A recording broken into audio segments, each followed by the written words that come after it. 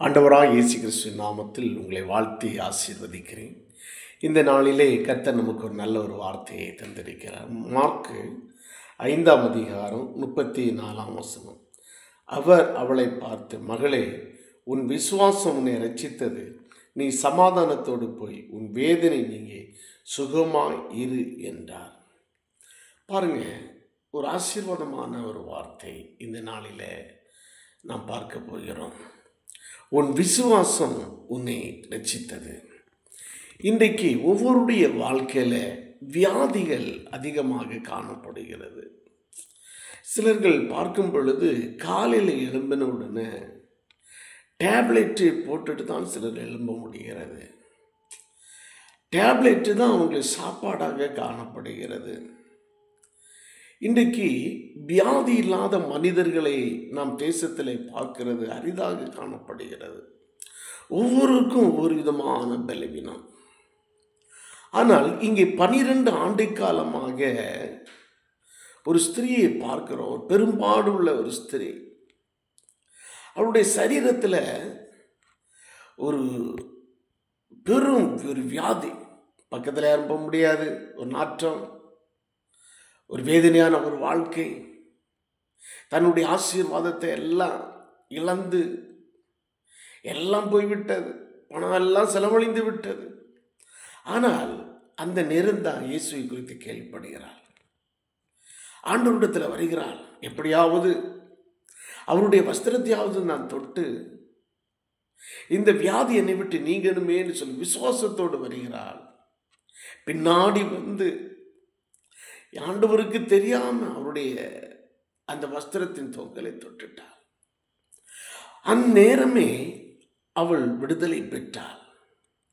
அருமையான தேவனுடைய பிள்ளைகளே, இன்றைக்கு உள்ள காலத்தில் நம்முடைய விசுவாசங்கள் எல்லாம் இன்றைக்கு குன்றிக் கொண்டே இருக்கிறது.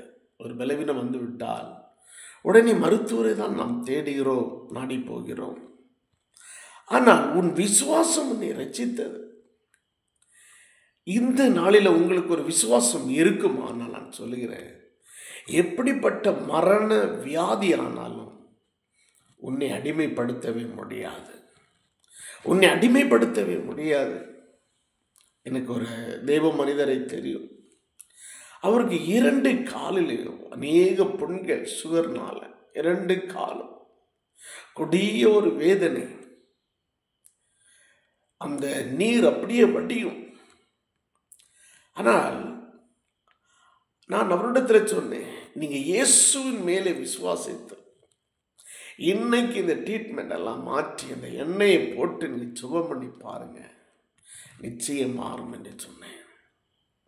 அவர் விசுவாசித்தார். ஒரு அதிக ஒரு ஆண்டவர் எனக்கு அந்த விசுவாசத்தை தருவார் என்று சொல்லி அவர் விசுவாசித்தார். பாருங்க, அந்த புண்கள் அப்படியே அவருடைய காலை விட்டு ஆண்டவர் மாற்றினார். இதுதான் ஆண்டவர் பார்க்கிறார். ஆண்டவர் நம்ம ஒவ்வொருடைய வாழ்க்கையிலையும் எதிர்பார்க்கிறது இதுதான். நான் இது ஏன் உங்களிடத்தில் சொல்கிறேன் என்று சொன்னால், இன்னைக்கு வியாதிகளினால தான் அநேகர் கண்ணீர் விடுறாங்க. வியாதிகளினால தான் அநேகர் இழந்து, வீடை இழந்து, சொத்தை இழந்து, தன்னுடைய சரீரத்தை இழந்து கடைசி மரணப்பகுதியில் வந்து நிற்கிறது ஒன்றே ஒன்று வியாதி. நீங்கள் விசுவாசித்தால் இந்த நாளில் உங்கள் வீட்டுக்கு ஆண்டவர் ஒரு அற்புதம் செய்வார். உன் வாழ்க்கையில் ஒரு அற்புதத்தை செய்வார். விசுவாசிப்பீங்களா? அந்த பெரும்பாடுள்ள ஸ்திரீக்கு செய்த அற்புதத்தை உங்களுக்கு ஆண்டவர் செய்ய போகிறார். கண்களை மூடுவீங்களா? உங்களுக்காக நான் செபிக்கிறேன். பரலோக பிதாவே, நீ துதிக்கிறோம் ஆண்டவரே.